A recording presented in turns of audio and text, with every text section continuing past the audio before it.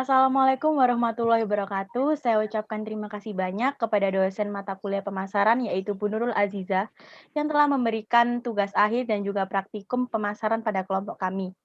Pada pembahasan kali ini, kami dari kelompok pemasaran kelas D akan membahas mengenai analisis strategi pemasaran pada PT Pos Indonesia. Oleh karena itu, izinkan saya memperkenalkan anggota masing-masing dari kelompok kami. Yang pertama ada Tamara Lisna Puspitaloka, NPM 156, saya sendiri Aurel Sasabila, NPM 163, Dimas Auralia Damayanti, NPM 167, dan Pinky Della Angelina, NPM 181. Pada slide ini terdapat 4 pokok pembahasan. Yang pertama yaitu latar belakang, lalu yang kedua metode penelitian yang akan dibahas, yang ketiga bauran pemasaran, dan yang keempat analisis strength, weakness, opportunity, and threat. Berbicara mengenai pemasaran, pada perkembangan dunia usaha saat ini menunjukkan tanda-tanda persaingan yang sangat ketat. Perusahaan besar maupun kecil saling bersaing untuk merebut pasar dengan berbagai cara agar perusahaan dapat menjual produk sebanyak mungkin kepada konsumen. Oleh karena itu, perusahaan harus menggunakan analisis strategi pemasaran yang tepat untuk memperoleh pangsa pasar yang lebih luas. Di era globalisasi ini, tidak dapat dipungkiri bahwa jasa pengiriman barang sangat dibutuhkan baik untuk perorangan, organisasi, atau perusahaan. Waktu pengiriman yang tidak akurat akan menyebabkan keterlambatan pengiriman. Nah, inilah penyebab ketidakpuasan konsumen pada aktivitas layanan pengiriman paket. Menurut para ahli Porter, sebuah perusahaan tanpa adanya dukungan antara strategi bersaing yang tepat, maka perusahaan tersebut kemungkinan tujuannya tidak tercapai, termasuk strategi pemasaran yang akan dibahas pada PowerPoint di bawah ini. Penjelasan slide selanjutnya akan dibahas oleh rekan saya. Selanjutnya ada metode penelitian. Jenis metode penelitian yang dilakukan pada penelitian ini ialah penelitian kualitatif, di mana penelitian kualitatif yaitu pendekatan pemecahan masalah dengan berdasarkan uraian yang tidak berwujud angka. Metode analisis yang dilakukan pada penelitian ini ialah melakukan analisis lingkungan internal dan lingkungan eksternal, di mana lingkungan internal meliputi kekuatan dan kelemahan, serta pada eksternal meliputi peluang dan ancaman pada perusahaan PT Pos Indonesia yang menjadi dasar untuk melakukan analisis SWOT ini. Selanjutnya ada bauran pemasaran. Bauran pemasaran atau marketing mix ialah suatu perangkat yang akan menentukan tingkat keberhasilan pemasaran bagi perusahaan. Dan semua ini ditujukan untuk memberikan kepuasan kepada segmen pasar atau konsumen yang dipilih. Nah, di mana bauran pemasaran ini mencakup 4P, yaitu yang pertama ada produk, place, price, and promotion. Yang pertama ada produk. Produk adalah salah satu bagian yang dipertimbangkan oleh konsumen dalam membeli atau menggunakan jasa dari PT Pos Indonesia. Nah, indikator produk dapat diukur dengan menggunakan beberapa faktor, diantaranya kualitas produk, desain produk, dan merek produk. Lalu yang kedua ada place atau lokasi. Lokasi merupakan faktor yang harus diperhatikan oleh PT Pos Indonesia. Ini dikarenakan lokasi yang strategis serta kemudahan akses dalam mengubah persepsi konsumen untuk menggunakan jasa pada PT Pos Indonesia.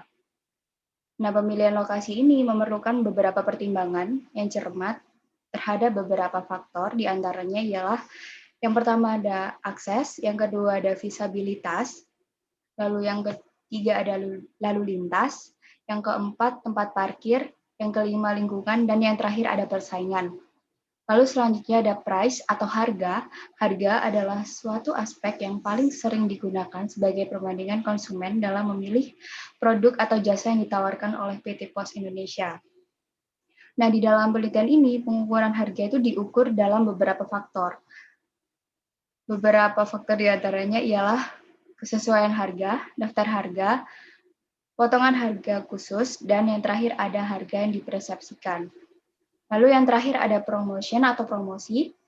Promosi merupakan sekumpulan kegiatan yang dilakukan oleh PT Pos Indonesia Persero dalam menawarkan produk atau jasanya untuk menarik konsumen dalam menggunakan produk dari PT Pos Indonesia.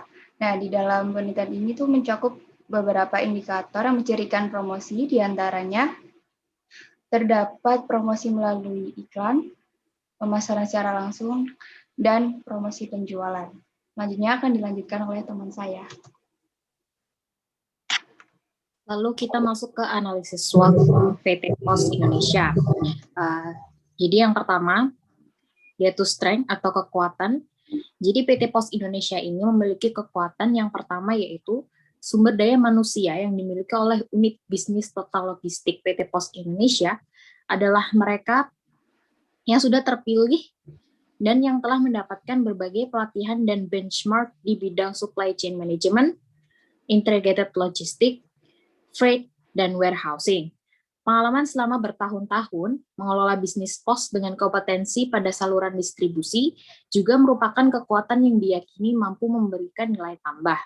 Yang kedua yaitu kapasitas produksi yang dimiliki selain gedung, tanah, dan kendaraan yang tersebar di seluruh Indonesia juga diperkuat dengan koneksi virtual dan kesisteman jaringan yang sangat kuat antar satu node dengan node lainnya, yang hingga saat ini mungkin sulit disamai oleh pihak manapun juga. Lalu yang ketiga, jaringan layanan PT POS Indonesia adalah jaringan layanan yang berbasis kepada pelanggan. Secara channel of distribution, maka jaringan meliputi seluruh pelosok Indonesia yang meliputi tidak kurang dari 4.828 unit titik layanan tetap dan 39.000 titik simpul distribusi. Lalu yang kedua, ada weakness atau kelemahan.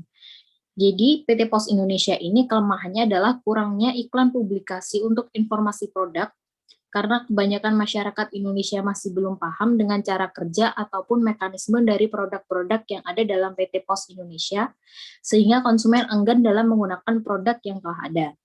Kebanyakan produk-produk inovasi baru PT POS Indonesia masih digunakan oleh masyarakat menengah ke atas. Contohnya seperti mail online. Terbatasnya jaringan online di masyarakat itulah yang jadi hambatan karena tidak semua orang memiliki jaringan internet. Masyarakat Indonesia masih belum percaya dengan keamanan informasi di Indonesia karena banyaknya problem dan tragedi yang terjadi belakangan ini di dalam negeri.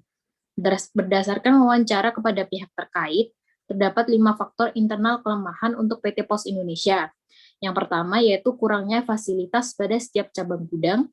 Yang kedua yaitu kompetensi SDM yang lemah dalam bidang pengelolaan data.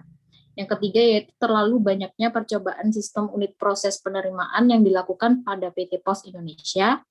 Yang keempat, kurangnya sifat proaktif pada karyawan. Dan yang kelima, belum lengkapnya peraturan pelaksanaan pengelolaan dana termasuk SOP atau standar operasi dan prosedur.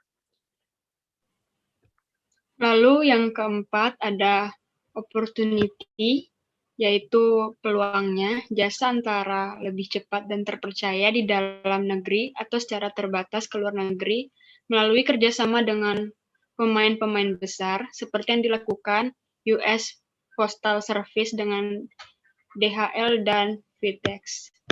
Yang keempat ada threat, ancamannya teknologi informasi memang bisa menjadi enabler bagi kemajuan perusahaan. Namun di sisi lain, juga kerap membawa instabilitas terhadap bisnis satu perusahaan. Maraknya penggunaan internet dan mobil phone yang mendorong komunikasi lisan melalui telepon atau tertulis, email, dan SMS-nya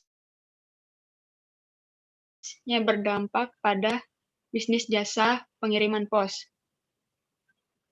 Persepsi sebagai perusahaan negara diakuinya membuat SDM menjadi kurang berjiwa kompetitif, kemapanan status sebagai pegawai BUMN, dan pemain tunggal di bisnis jasa pengiriman.